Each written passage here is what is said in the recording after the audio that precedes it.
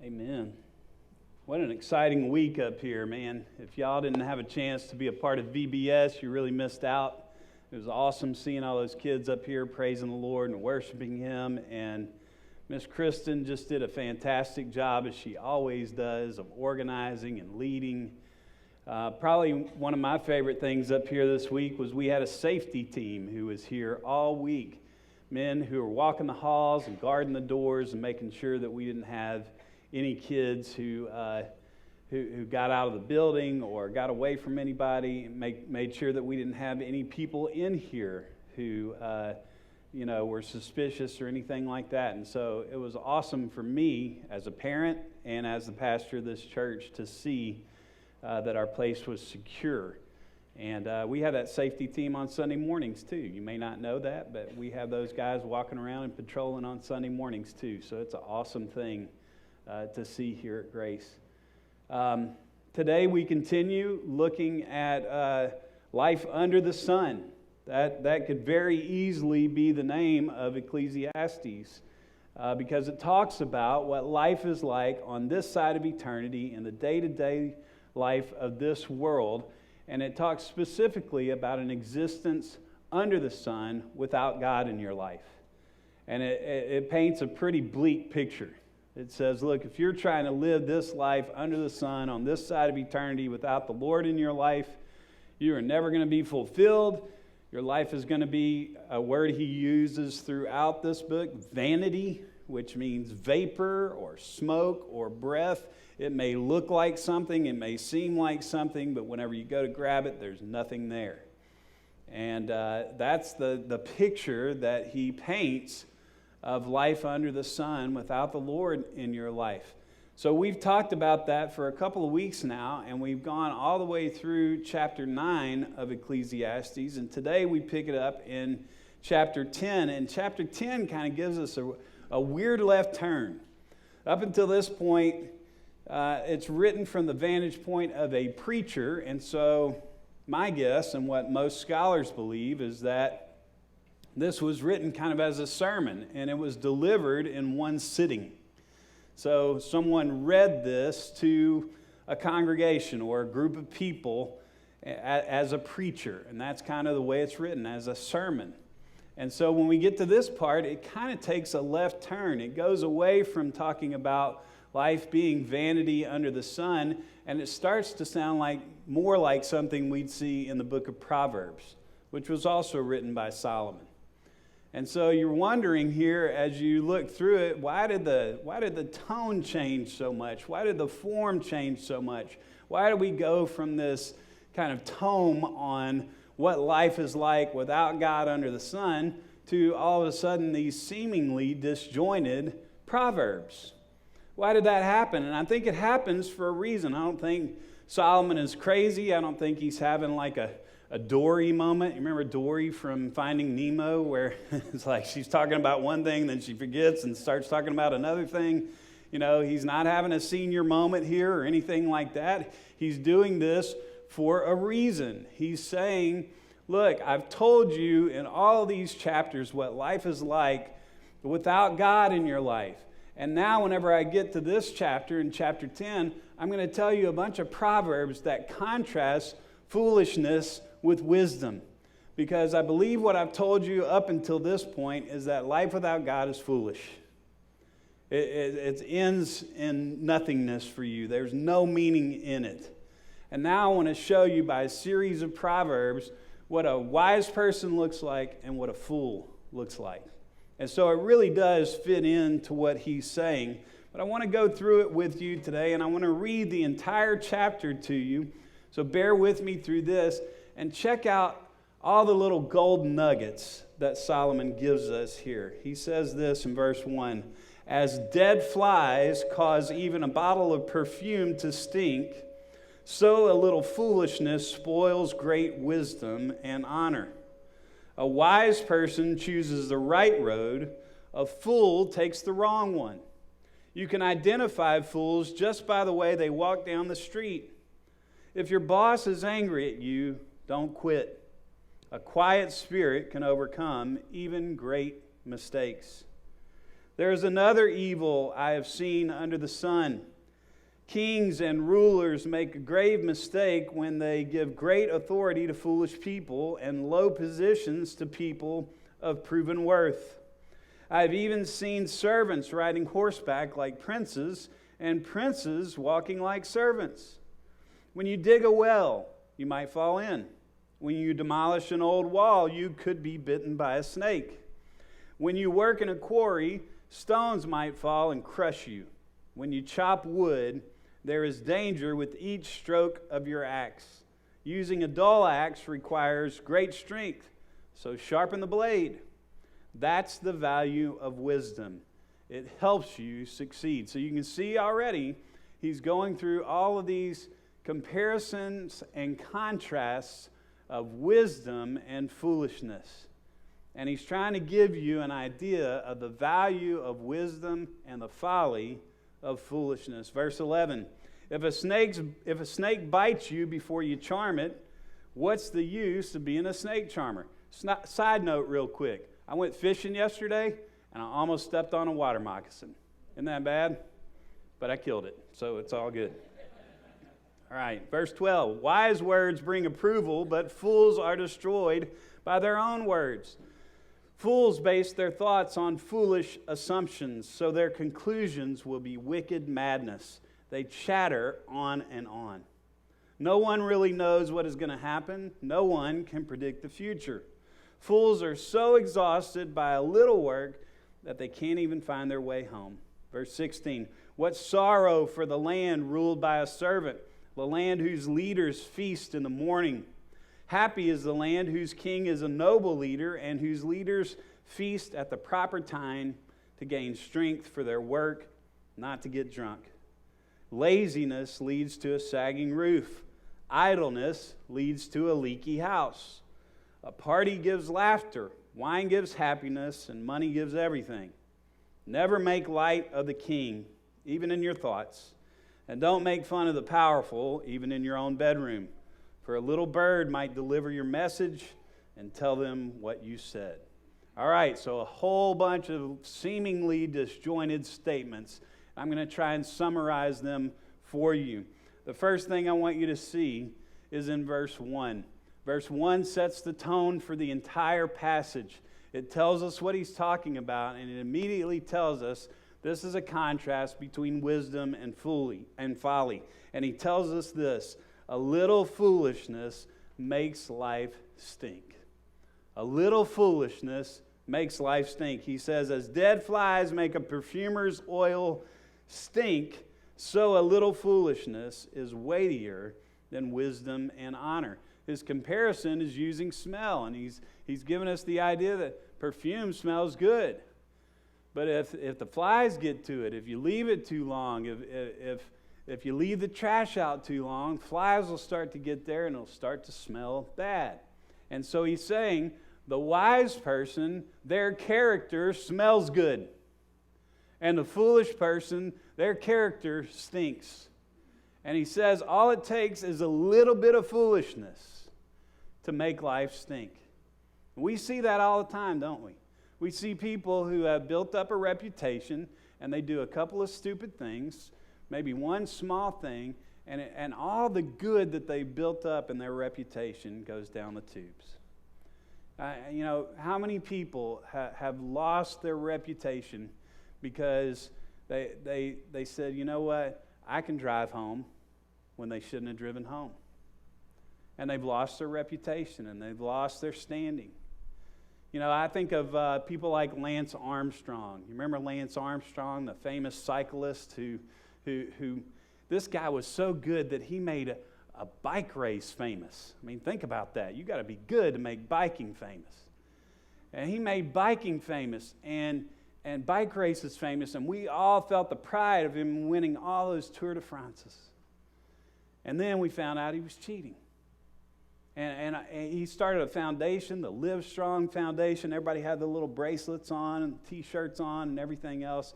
And one stupid decision led to his downfall.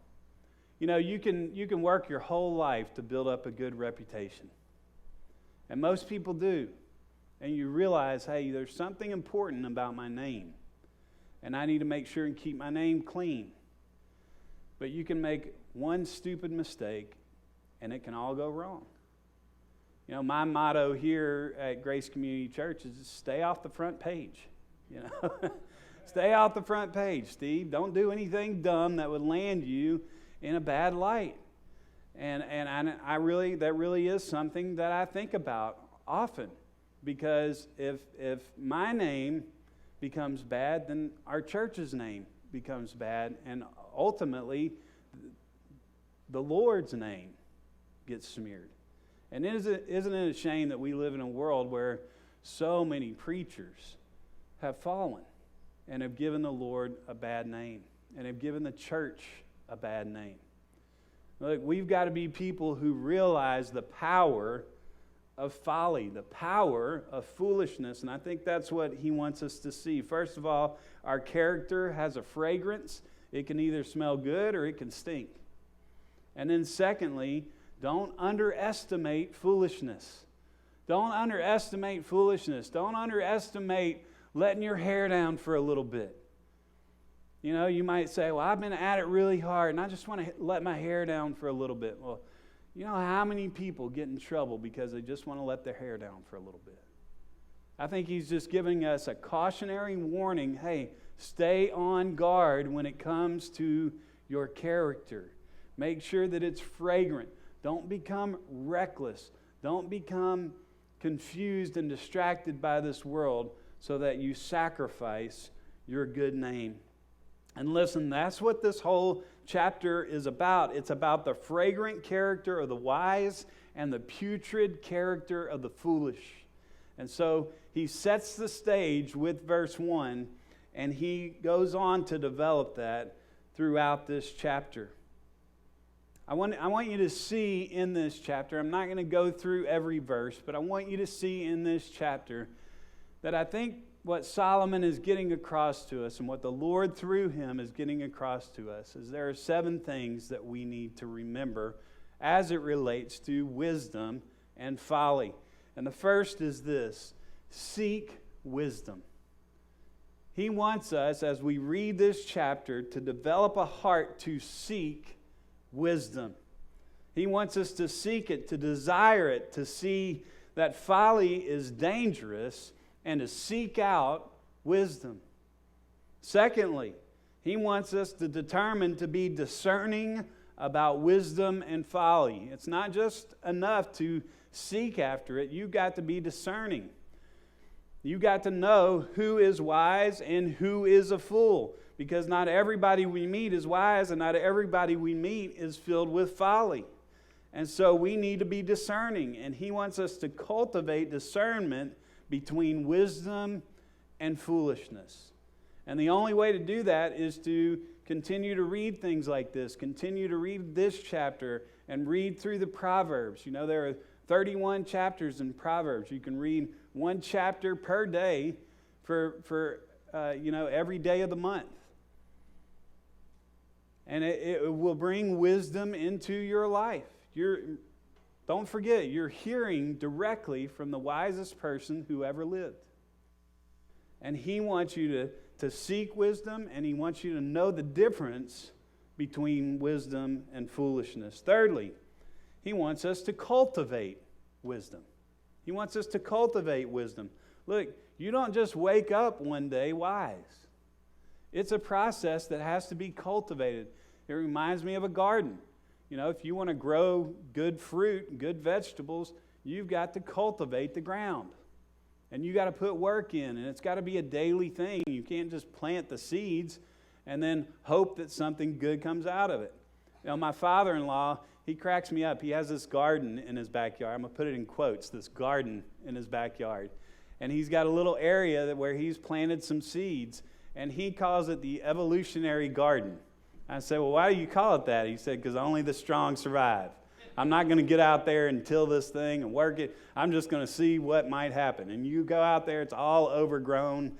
Every once in a while, you might find a tomato over here or a piece of okra over here, but it's got to be a strong vegetable to make it through that garden, you know. And that's not really the way you want to do it. You want to cultivate it. And so wisdom is the same way. You want to cultivate wisdom. How's that happen? Well, you read and you meditate. This chapter, I'm convinced, is a meditation on foolishness and wisdom. And so this would have been the part of the sermon where, like we have at the end, the time of reflection, where the preacher would have said, hey, bow your heads and close your eyes and think about these things. And really meditate on the difference between foolishness and wisdom. And that's the way wisdom is cultivated in your life. It's a daily thing. It's an ongoing thing. It's not just, God, I hope you'll make me wise, and then I'm just going to leave it to chance, and only, maybe a little tomato of wisdom will pop up here if it can fight through the rest of the weeds. That's not the way it is. We've got to cultivate wisdom. Kim and I talked about this week. We talked about how we need to meet together and have a plan. My wife and I need to meet together and have a plan because we can get so busy with the rest of life that we're, these two ships passing in the night. And we've got to sit down and actually talk to each other and come up with a plan. We talked about how important that is for us to do financially, emotionally, and so many other ways. We have been guilty of living life by the seat of our pants and just hoping that something good grows up out of it. And that's not the way to live life. It's got to be intentional, cultivated living. So seek wisdom. Be discerning about wisdom and folly. Cultivate wisdom. Fourthly, look at life from the vantage point of the wise. This is very important. Look at life from the vantage point of the wise. If you keep doing the same things over and over again and you don't change anything and you don't ever take yourself out of your shoes and put yourself in the shoes of somebody else to see a different vantage point, it's going to be very difficult to develop wisdom. You've got to look and see, who are the wise people around me? I want to talk to them. I want to pick their brain. I want to see what their vantage point is. And I want to come to understand what true wisdom is. You're getting insight into Solomon's wisdom here, but there are people all around you who have lived wise lives. And so take a step back from what you're doing and go and talk to those folks and get an understanding of what they have done that is wise. You've got to take life from their vantage point sometimes, and that means that you've got to have the courage to do two things. You've got to recognize that you aren't looking at life in a wise way. You got to recognize that. That's a tough admission. It's an honest admission. But you got to say, look, what I am doing is not working. It's not wise. And then secondly, you've got to get around some wise people and see things from their vantage point. Those are humble things to do, but they're important things to do. Fifthly, he wants to remind us to remember that ultimate folly is living life without God. This is really the most important thing in this entire book. It's what he's been saying throughout the first 9 chapters. The ultimate folly, the ultimate foolishness is trying to live life apart from God. Every good thing comes from the Lord. Amen? Every perfect thing comes from the Lord. His ways are best. His ways are true. And we've got to remember that. I think it was Solomon who said, there is a way that seems right to man, but in the end, it leads to death. Our ways are not his ways. His ways are much higher. And so we've got to start as our baseline, as our foundational principle of life, that God knows best, that he is wisest. And we've got to remember that in everyday living. And when's the last time that you made a decision in life that you invited God into? That's a scary proposition, isn't it? Some of us make decisions and we try to avoid God. I don't want to go to God because I'm afraid he's going to tell me something different than what I want to do. But I would just encourage you, with every decision that you make throughout the day, submit those decisions to the Lord. Say, God, what do you want me to do here? Because you're wiser than I am. Your ways are wise. Your ways are perfect. What do you want me to do in this moment? And there is no moment that is too small or insignificant to do that in.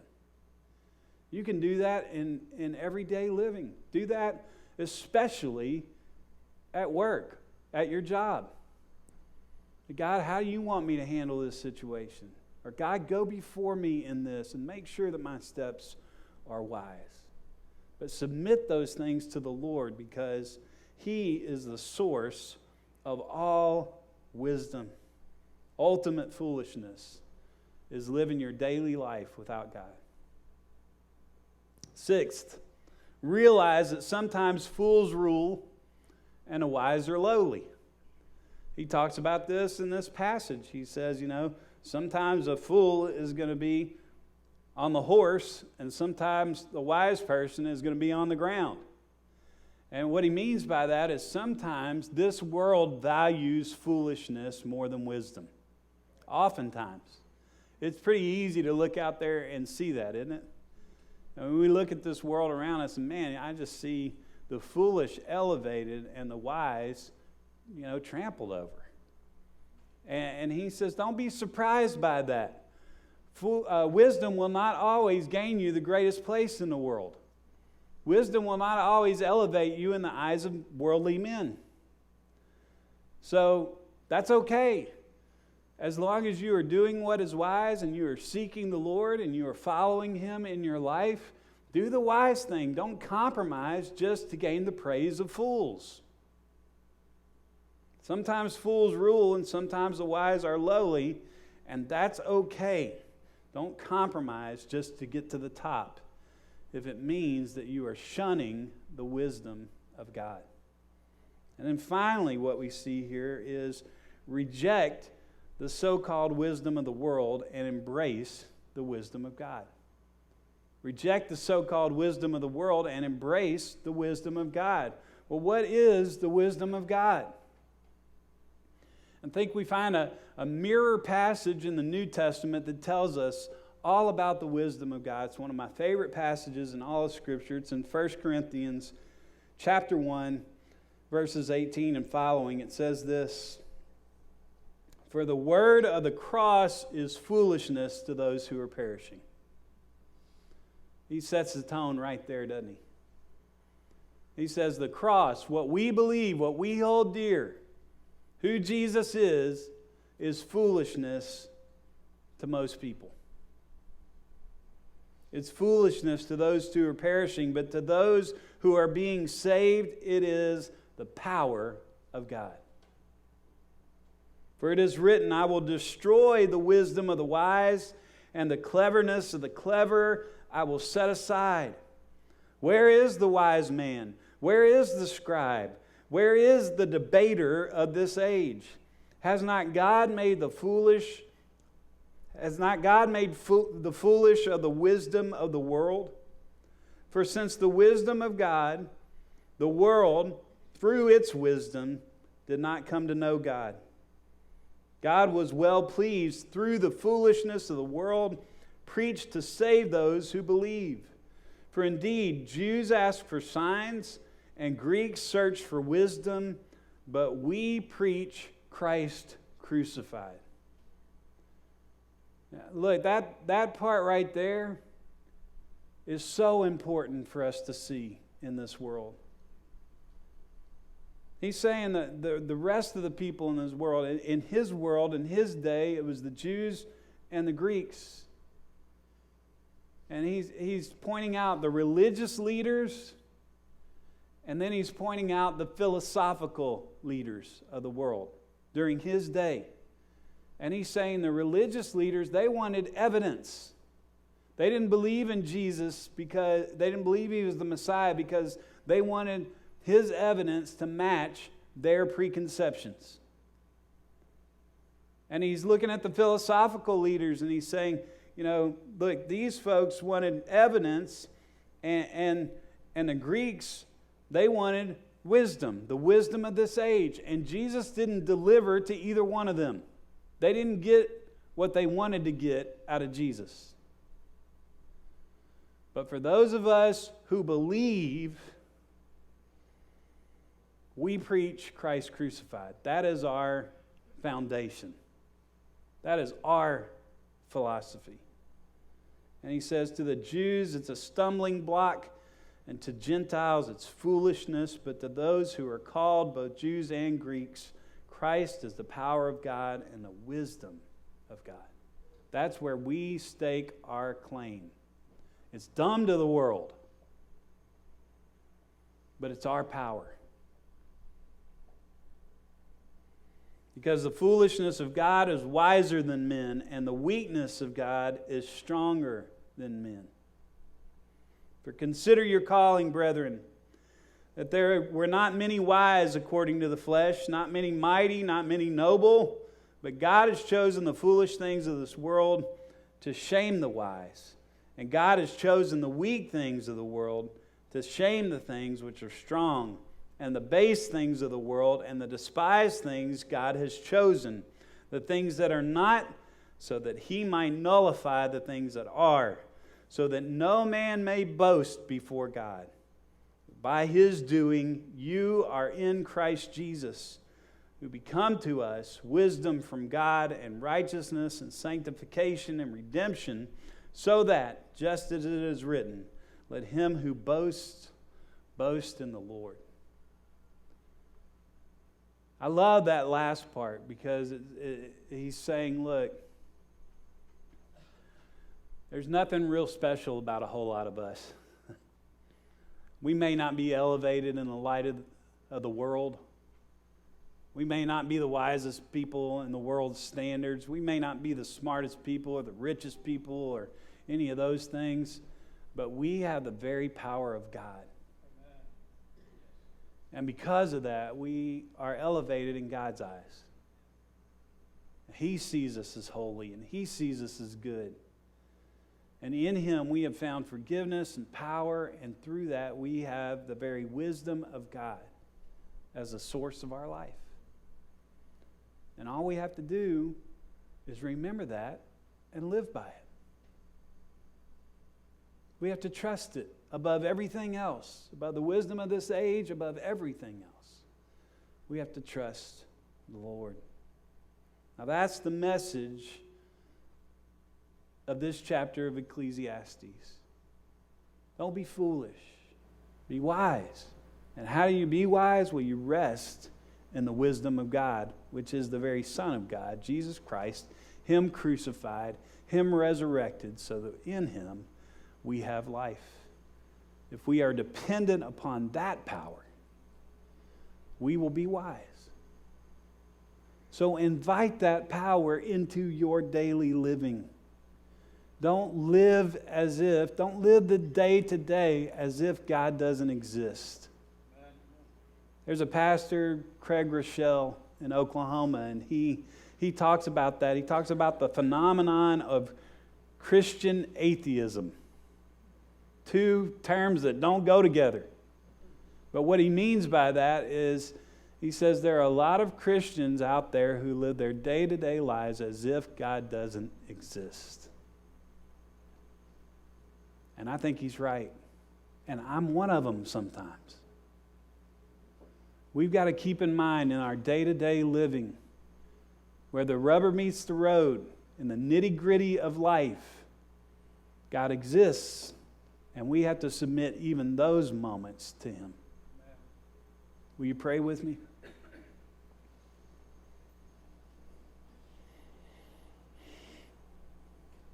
God, may you grant us this kind of wisdom that we find here in Ecclesiastes chapter 10. The kind of wisdom that recognizes you in day-to-day living. That realizes that there is no moment beneath you. But you desperately want to be involved in every moment of our lives. God, teach us the wisdom of Christ and His cross.